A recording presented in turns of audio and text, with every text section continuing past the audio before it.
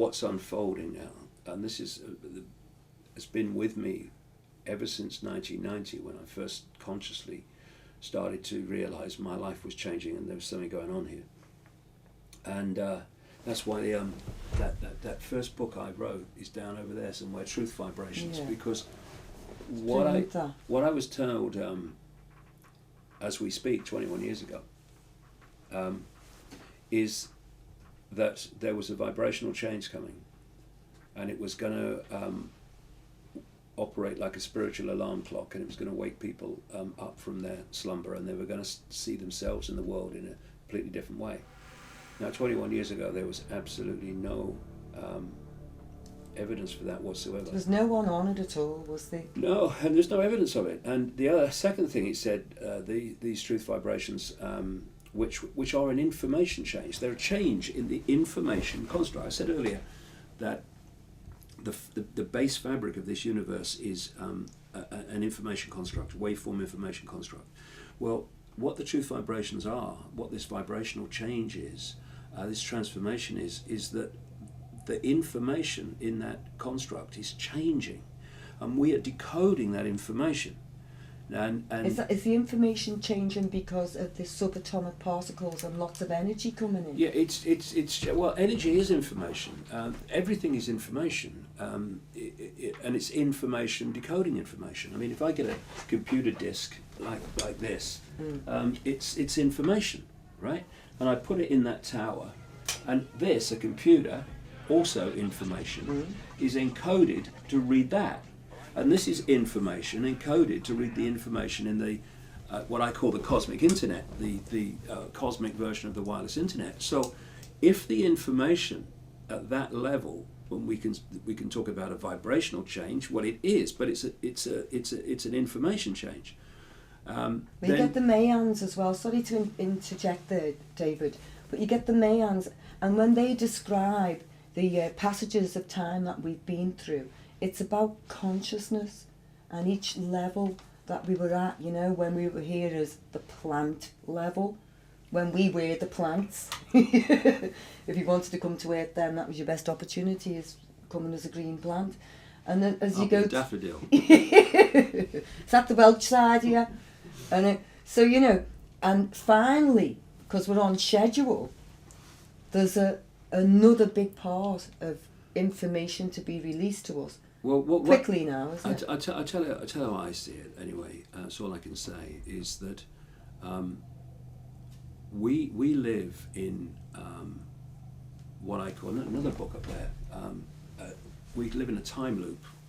I wrote a book a few years ago called Tales from the Time Loop, and it's not a loop in space form, but we decode it, if you like a loop, and it works like this.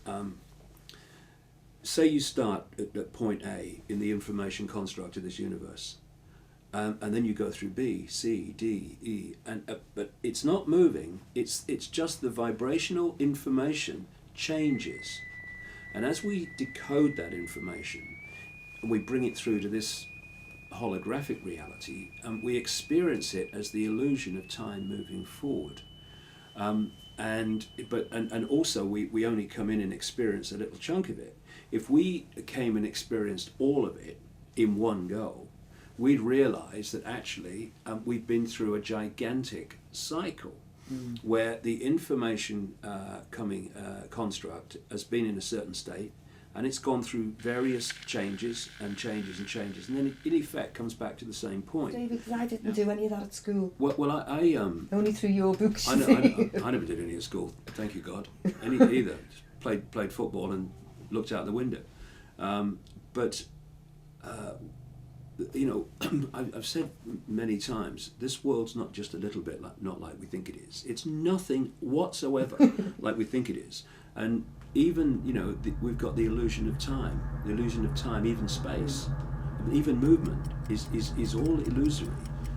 It's in the way we experience it, because it's just decoded information. I mean, how can time as we experience it be real when you can cross an invisible line in the ocean and go into yesterday and go the other way and go into tomorrow? I don't know whether you've seen that international dateline either. It's not even straight. It goes there, and then someone says, "I'd rather be in yesterday than tomorrow." Okay, well, we'll move it. We'll go round your islands. Okay, and off it goes. It's a joke. Everything's happening in the now. So the dinosaur still exists somewhere in the now, as we are here in the now. Because people say, well, there's got to be a past and a future. Well, there's only the now moment. That's all there is. And it all exists. And you say to them, okay, well, tell me about the past. And I say, well, where are you when you're telling me about the past? You're in the now, what people would call the present, but it's more than that. And then you say, well, tell me about the future, and they tell you about the future, and now they thought about the future, and it's, well, where are you when you're telling me about the future? You're in the now. There is only the now moment. That's the only point. You've got free will as well. You don't have free will in the past or the future. You only have it now. The past and the future all exist in the now. What we call the past and the future all exist in the now. It's like if you put a DVD in of a movie, and as the movie is being read, and you're watching it, the scenes that you've watched, you perceive that as the past. The scene you're watching, you perceive as the present. And all the scenes you've not yet watched, you perceive as the future. But it's not linear, is it? But it's all, the whole thing exists at the same time on the same disc. The only question is where on the disc is being read at that moment, you know. And for you personally, when you started off with true vibration, and you felt that instinctively, you know, that was your initial in your DNA consciousness, that you were able to decode all that. And now, you know, it's 21 years further on.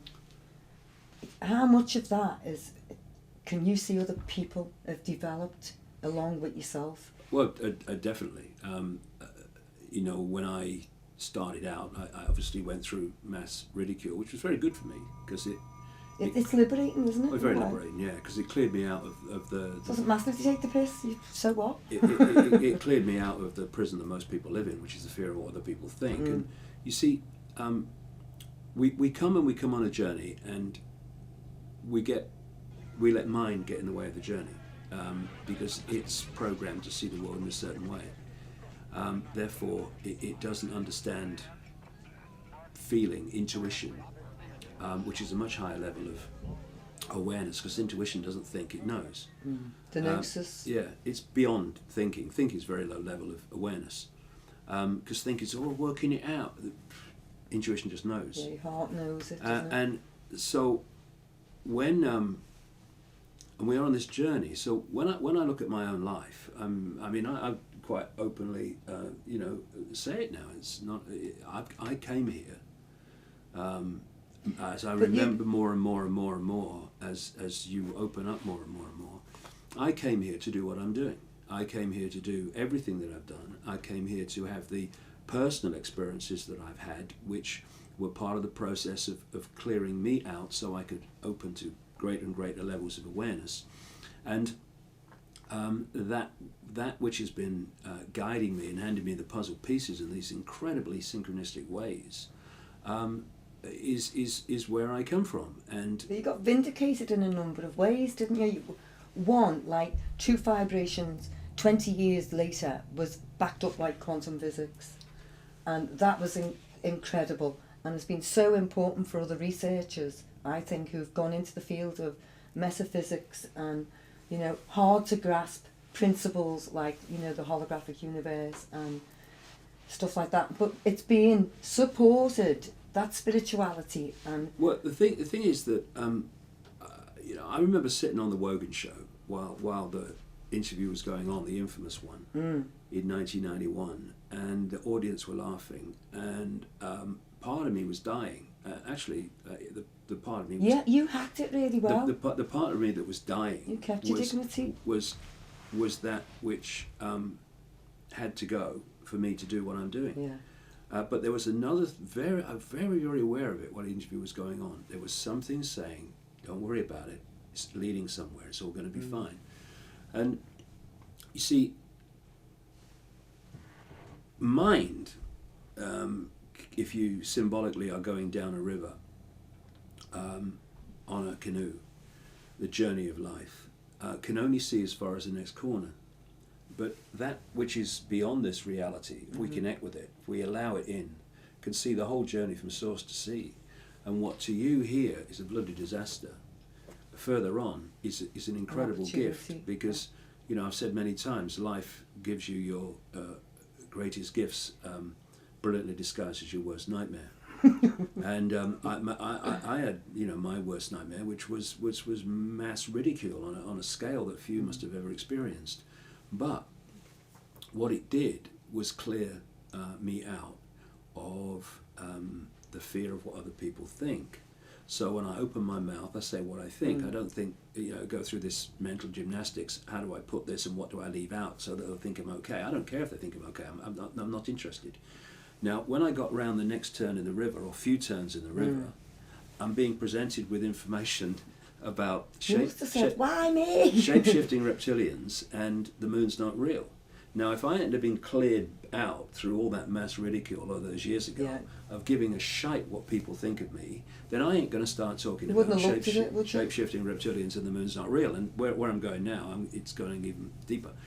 People go even more, not bizarre, just the way it's going is just becoming, you know, bloody blatantly obvious. Can you tell us what that is? No. Damn.